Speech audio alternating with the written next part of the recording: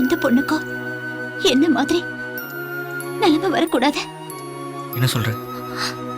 உயிருக்கு உயிரா காதலிச்சவனே இன்னொருத்திக்கு விட்டு கொடுத்துட்டேன்.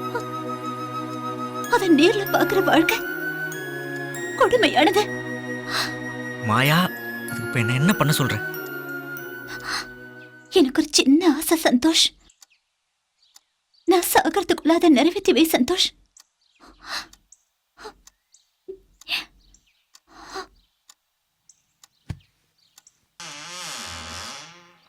ஏ மாயா, எதுக்கு கதவு சாத்துற? ப்ளீஸ் சந்தோஷ்.